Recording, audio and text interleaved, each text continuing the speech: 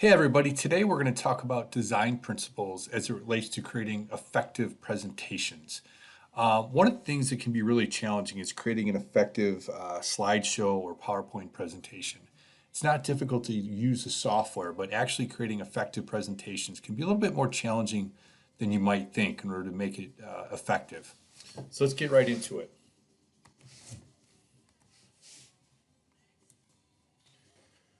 There are six things that we're going to focus on. We're going to focus on how do we limit our text within our slides. We're going to talk about the quality of images. We're going to talk about how to balance our slides, how to create unity across our presentations, how to contrast our backgrounds and our text, and having some kind of consistency across slides. The first one, which I find to be one of the most important ones, is limiting text. So we're going to use something called the 5x5 rule. The 5x5 rule is the idea that we're going to use 5 words or less per bullet and 5 bullets or less per slide. Now, it's a good rule of thumb to follow. It's not an absolute. There are times where we need to break the rule some, but in general, we should be striving to use that 5x5 rule. In order to do that, we need to do things like omit unnecessary words, noun markers like and the, or pronouns like it. We don't need to write incomplete sentences. We're putting together kind of an outline format, so we do not need to write in full paragraphs with periods. And we're going to get a little practice in another tutorial that I'm creating for you guys so that we can figure out how we can take a body of text and reduce that down into effective bullet points. Here's an example of something that's not a very good use of the 5x5 rule.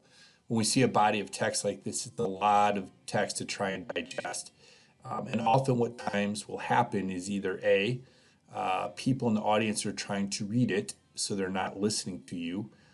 Some people will see so much text that they will not read it and they will not listen to you. Or other people might not even be able to see it because the text has to be small enough to fit that much text on a particular slide. The next thing we want to review is just the quality of images. And so we put a bunch of different images on here just for example's sake. If we start in the upper right-hand corner, we can see this image of the Blackhawk logo, and you can see that it's kind of pixelated. And that's because someone used a low-quality image or a thumbnail-sized picture and tried to enlarge it improperly, and so you get that pixelated, fuzzy kind of look. The one right below it, the image is decent quality, but someone did not correctly enlarge it, and so they stretched it out. We can see that it's the horizontal size of it is not relative to the vertical size of the image, which also looks really silly. This image is okay for this purpose. This one has watermarks on it. You do not want to use watermarked images. It looks really bad, and likely you're probably violating some kind of copyright law if you are using a watermarked item. We can see here, this is a PNG file format. This one is not a JPEG, which we'll talk about momentarily, but because of that, we don't get any kind of box around our player's head here. So first, we want to make sure that the images that we use are relevant to whatever it is we're talking about. I have seen time after time when students use images or pictures that are not even relevant to the topic of the slideshow. We want to make sure they're high definition, which is what we're talking about. This is high definition versus low definition up here. We want to make sure they're proportional so they're not distorted like this particular image where the width of it is greater, doesn't match the ratio anymore of the height. We want to find things that are watermark free, and when we can, use PNGs. And you should have learned from an earlier lesson how to search Google Images and look specifically for a PNG file. And here's an example of a JPEG versus a PNG. When you have a JPEG is always going to have a border around it. JPEGs are always going to be rectangular and they do not support transparency, which is why you end up with this white background around this picture of the heart. This is a PNG file, and even though the file itself is rectangular, it supports transparency so that we can see the background where this white box would be on a JPEG.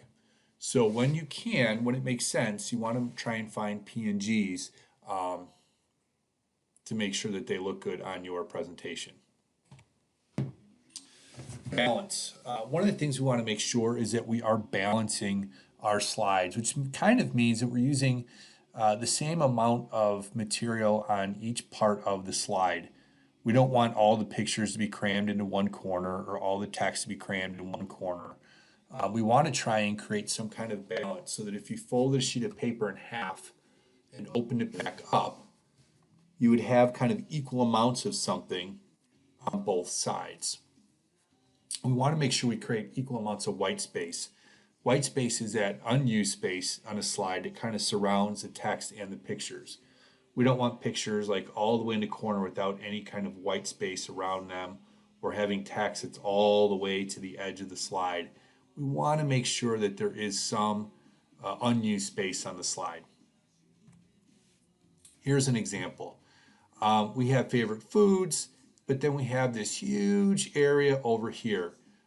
In order to effectively create this slide, there are things we could have done. Maybe we can make the font bigger and put 2 items on the left and 2 items on the right. We could center the favorite foods. We could add an image or 2 here. So there are things that we can do to try and help this slide out. Let's take a look at one that has a little bit more balance. So here's a slide with balance. We can use an effective use of blank space, which is up here and on the side of this image here. We can see that the picture and the text roughly take up about the same amount of room, and there's a nice amount of negative space here, so the image is like right up against the text. So this would be a better example of how to utilize space on a slide. Unity. Unity is this idea that we're creating colors and patterns that kind of create a theme. So for example, on this invitation for a kid's birthday party, we have a Batman party. And you can see that the colors that unify this whole thing are kind of the black, the yellow, and the blue and gray. And they're used throughout the entire invitation, and the font is a Batman style font. In this invitation for this child's birthday invitation, we see again, we're using the colors of red and yellow to play off of Mickey. And those colors are used repeatedly to create some type of unity. Down here we have another example where we're using the white, black, and pink. One thing I would note is while this font is nice for use here, you would want to use a font like that sparingly and maybe only when it's really large. If we were to use a cursive font like that for the body of this invitation, it might become very difficult to read. So those are some things you definitely want to keep in mind when you're creating your slides. Contrast is also really important. We want to make sure that things on your slides pop out. One of the mistakes I see students make oftentimes is using a dark colored background and then using a dark colored font, or vice versa, using a light colored background and a light colored font. If we're using a light background, we want to use a dark font. That way it sticks out more and doesn't blend in. You can see from these images how certain things immediately pop out on the page. The green push pin pops out immediately among the red block pops out among the black dots here. And even here, when we use an effective font, everything kind of pops out here. So make sure they're using high contrast.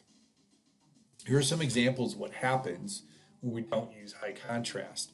So for example, this word paradise really starts to get lost in the image because the letters start to blend in with certain parts of the picture. Here too, where this white gets lost in the white of the sky of the sunset. I personally think that it looks a little silly when you have to put a box around your text. In certain circumstances, when it's over a picture, I think it looks a little bit silly. Maybe if it was off in a corner, it might be okay, but I don't think this is how you want to highlight your text. This right here is okay because you use the white color on the darkest part of the image, so it does kind of pop out. But be mindful of that when you are putting text on top of images. You want to make sure that the text is still readable. Here's an example of some things that are really good. There is really good unity in here because in the Palms cheerleading uniform, we can see the red, the white, and the black, which is repeated throughout this. Her name is written in this cursive, which I think is okay. But going back to what I just mentioned, look how difficult this can be to read. While there are some really good elements of design here, you do not want to use this type of font for the body of any kind of writing because it becomes very difficult to read. Lastly, we'll talk about consistency. So we want to make sure that all the slides have some kind of uniform across them, that they look like they're actually related to one another. In this example, we have 4 slides. The person who created the slide uses the same kind of gear background, which creates some sort of unity.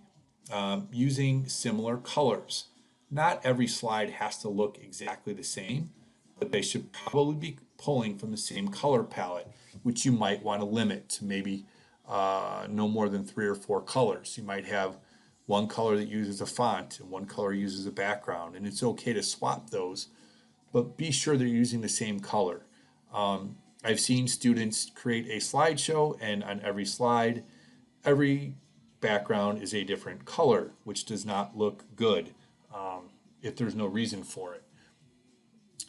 With the fonts, try to pick a few fonts and stick to no more than 3 fonts per your slide for your whole slideshow.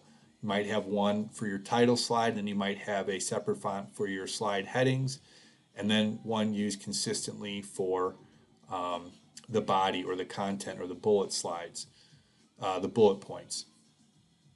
There are times you might switch up the font in order to emphasize something, and that's okay. Again, they're not hard and fast rules, but we do want to try and make sure that we're creating some kind of consistency.